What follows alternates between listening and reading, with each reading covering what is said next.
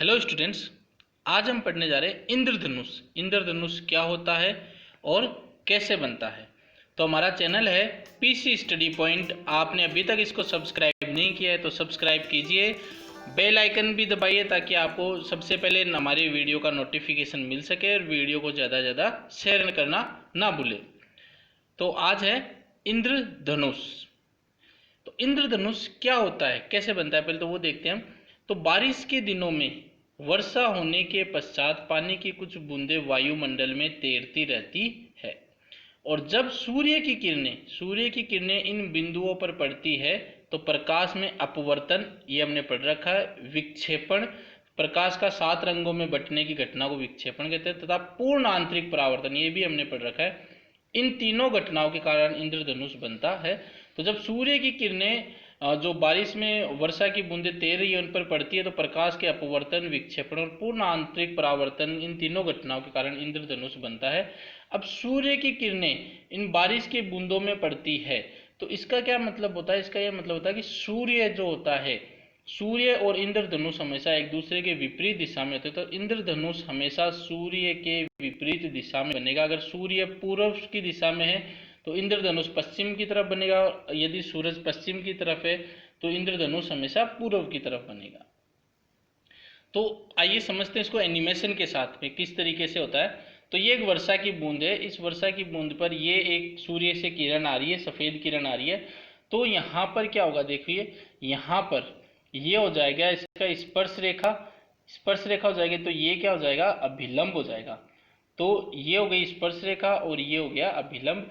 और हमने अपवर्तन में पढ़ा है कि जब किरण विरल माध्यम से सघन माध्यम में आती है तो वो किधर आती है, अभिलंब की ओर आती है। और यहाँ पर अपवर्तन के साथ साथ में क्या होगा, विक्षेपण भी होगा। ये सफेद रंग है वो 7 रंगों में विभक्त भी हो जाएगा।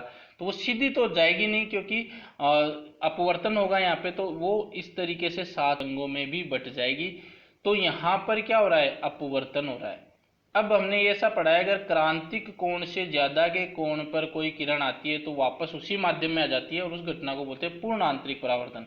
तो ये किरणें सारी की सारी इधर वापस आ जाएंगी और इधर से बाहर निकलेगी तो यहाँ पर क्या होगा, अपवर्तन होगा।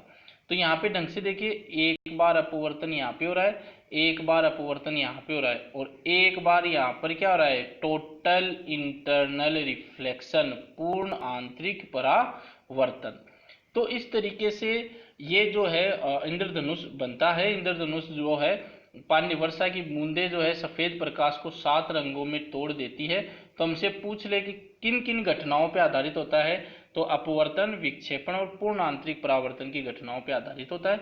और जो विचलन होता है सबसे कम बैंगनी रंग में, जो विचलन होता है वो होता है बैंगनी रंग में 40 डिग्री का और लाल रंग में होता है 42 डिग्री का।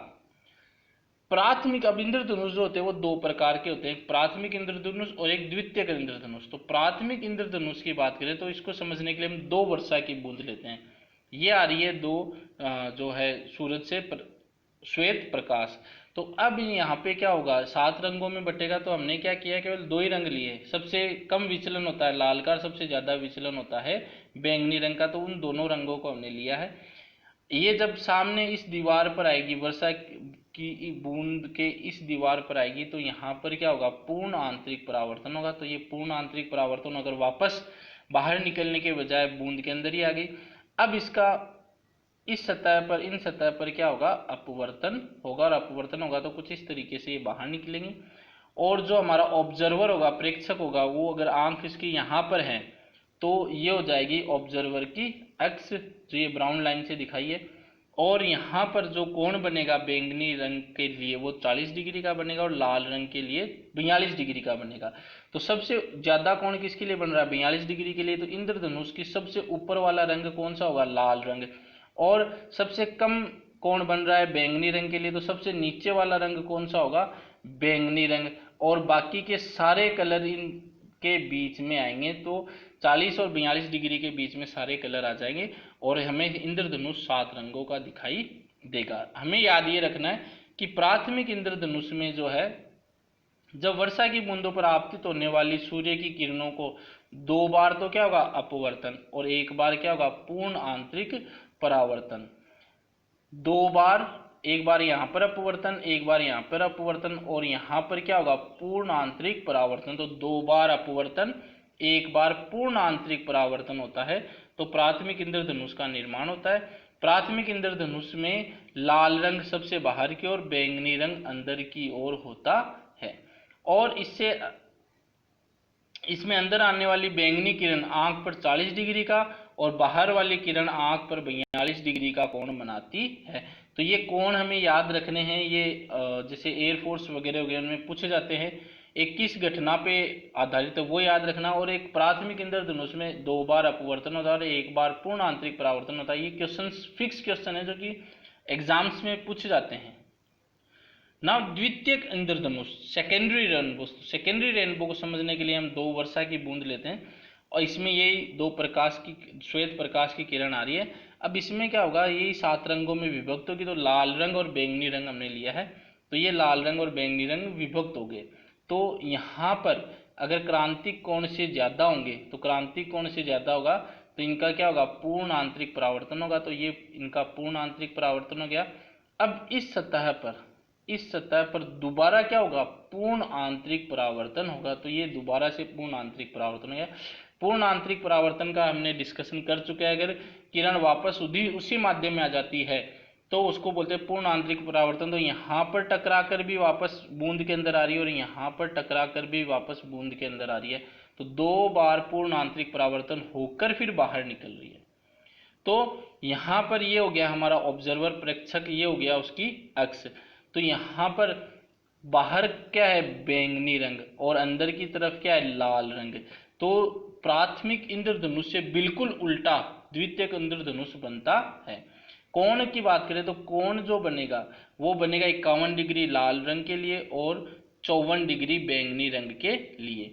तो यहाँ पे मैंने लिखा नहीं है, ये बैंगनी रंग है और ये लाल रंग है। तो ये आप जैसे कॉपी में डायग्राम बनाए तो लिख लीजिएगा। तो यहाँ पर कोण हमें याद रखना है और कितनी बार पूर्ण आंतरिक परावर्तन है वो हमें याद रखना है। तो ये 50 डिग्री से 54 डिग्री के बीच बनता है। इसमें पानी की बूंदों में 2 बार अपवर्तन होगा और 2 बार क्या होगा, पूर्ण आंतरिक परावर्तन होता है। तो इस इंद्रधनुष में रंगों का क्रम प्राथमिक इंद्रधनुष से क्या होता है, उल्टा होता है। प्राथमिक इंद्रधनुष में ऊपर लाल होता है, सबसे नीचे बैंगनी होता है, जबकि इसके अंदर सबसे ऊपर बैंगनी होता है, सबसे नीचे लाल होता है। तो अतः बाहरी किनारा तो क्या होगा, बैंगनी होगा और नीचे का किनारा क्या होगा, लाल होता है। द्वितीयक इंद्रधनुष जो होता है प्राथमिक इंद्रधनुष की अपेक्षा कुछ धुंधला दिखलाई पड़ता है। द्वितीयक इंद्रधनुष धुंधला दिखाई देता है प्राथमिक इंद्रधनुष की अपेक्षा। तो ये तो था इंद्रधनुष के बारे में। ये वीडियो आपको कैसा लगा हमें कमेंट करके जरूर बताइएगा। वीडियो को ज़्यादा से ज़्यादा शेयर कीजिए और अपना एक लक्ष्य निर्धारित कीजिए, उस लक्ष्य के बारे में सोचिए और लॉकडाउन में पढ़ते रहिए। धन्यवाद।